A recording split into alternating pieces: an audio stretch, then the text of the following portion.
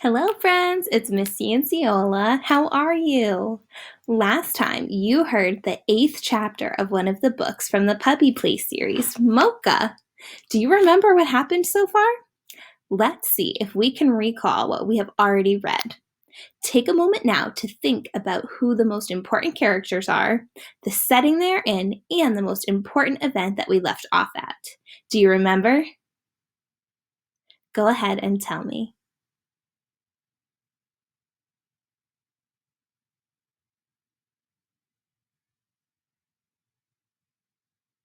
Charles Peterson is traveling with his parents, sister Lizzie, brother the Bean, and dog Buddy. They're visiting Charles' Uncle Stephen, Aunt Abigail, and his cousins, Becky and Stephanie.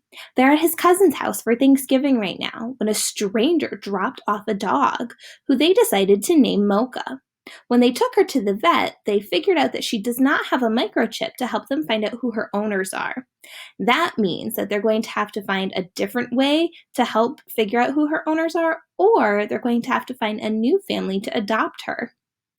Meanwhile, Becky and Charles have been on a mission to figure out who lives in the large, mysterious house down the street. Uncle Stephen also just went to the store for lemons because Becky and Charles forgot to get them when they were on their mission. Uncle Stephen went to go get the lemons at the store for Becky and Charles, but he was taking a long time. So when we stopped reading last, Becky and Charles had been showing his dad the shortcut to where the store was. When they got there, they found that a broken tree had fallen on Uncle Stephen's car and broken his windshield, which may be why he hadn't made it home yet. When we finished chapter 8, I was left wondering how they were going to fix Uncle Stephen's car and get everyone home safely. What were you wondering?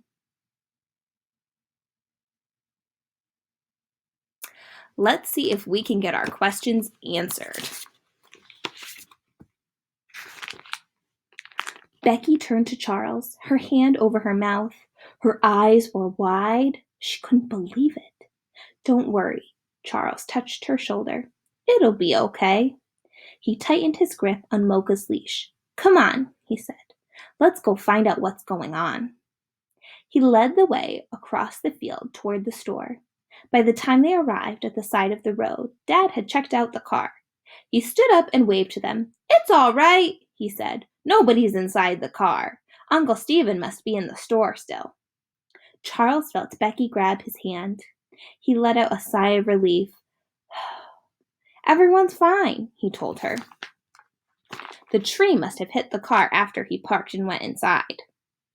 Becky began to run clumsily through the crunchy snow, and Charles followed her. They met Dad on the slippery porch of the store, and all three of them pushed their way inside together. The lights were on there. Thick cables snaked through the store, delivering power from the generator that Charles could hear throbbing from underneath the floor in the basement. Uncle Stephen sat in Casey's cafe near the wood stove with a group of men. He pushed his chair back and jumped up when they came in. Then he opened his arms to Becky, who ran toward him and buried her face in his chest. Sweetie, what are you doing here? He asked. We were worried. Her voice was muffled by his jacket. You didn't come home yet. Uncle Stephen patted her on the back and smiled down at her. Well, now you know why, he said. I guess my car's not going anywhere for a while. When we tried to move the tree, it wouldn't budge. Then we had to push 3 cars in a row out of a ditch by the big turn. Now we're just trying to figure out what to do next. The town's truck is trapped behind that tree, so Neil can't sand the roads. Dean's truck is stuck up that long, steep driveway of his, and Wayne must be busy pulling folks out of ditches. I know your mom must be worried, but I didn't feel like I could leave until we worked this out. Carolyn came over with a tray full of mugs. Coffee? Hot chocolate? She asked. Oh, and look who came to visit again. She smiled down at Mocha. I'll go fetch a dog biscuit. She put down the tray and headed toward the front of the store with the puppy prancing along behind her.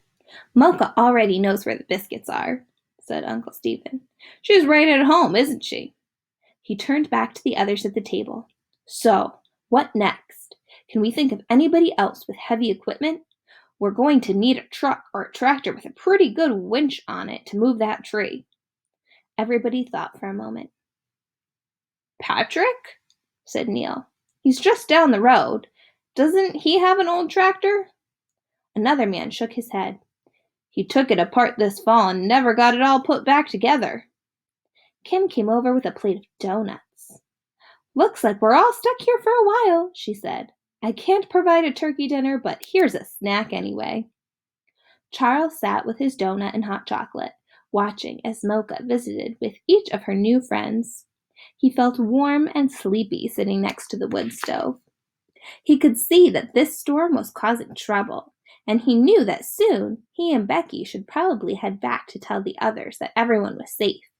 But for the moment, he was happy to sit and see what happened next. Finally, Mocha curled up next to the wood stove and sighed a happy sigh. She was content too. Then Charles saw her head pop up. Her ears twitched, and her bright eyes grew. "What do you hear?" he asked her. He listened too. Over the noise of the generator, he heard a high-pitched, throbbing, the sound of an engine? "Who's that?" Neil asked. "Sounds like a tractor." Everybody ran to the door. There, trundling down the road, was a big green tractor, chains on its enormous tires. A man in black coveralls and a big fur hat was at the wheel. He drove toward the downed tree and turned the tractor around and backed up until he was near it. He cut the motor, then he swung himself down from his high seat and stood scratching his head as he surveyed the damage. "Got a winch?" Uncle Stephen called from the porch as he pulled on his jacket. The man nodded. He went to the back of his tractor, bent down, and started fiddling with something. "Excellent," said Uncle Stephen. "We'll be able to attach a cable to the tree and pull it right out of the way," he explained to Charles. "I want you two to stay up here while we work, though."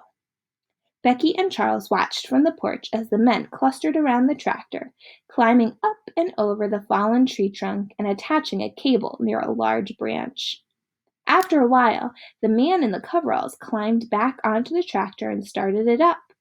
The tractor's engine powered the winch, which began to turn slowly, taking up the steel cable.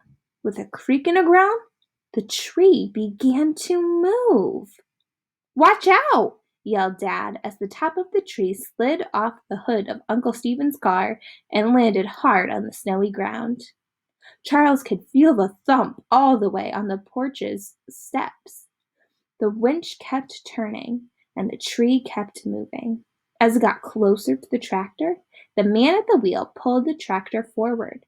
Finally, the tree began to slide on the icy road. He drove the tractor right across the road and towed the tree into the field next to the store. A cheer went up when the road was clear. Neil and Uncle Stephen smacked a high five. Then Neil climbed into his big dump truck and started it up. "Got a lot of road to sand," he called out the open window as he saluted the man in the black coveralls. "Tremendous job. Thanks, pal." Charles and Becky watched as everyone clustered around the tractor, talking excitedly. Then the driver climbed down, and they shook hands all around before moving toward the store in a group. The man in the black coveralls pulled off his fur hat as he came up to the porch. Becky gasped. Her mouth fell open as she stared at the man. She looked at Charles and raised her eyebrows. Then she turned to the man and pulled something out of her pocket. "I think this is yours," she said, handing him the red silk handkerchief.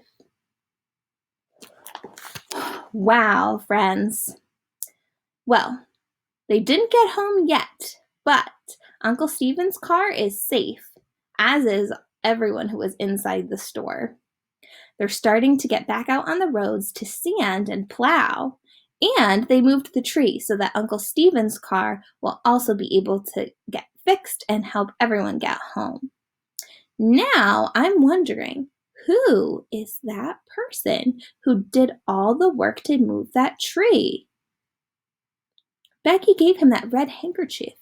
Do you think it's the stranger who had dropped Mocha off at their house? What are you wondering?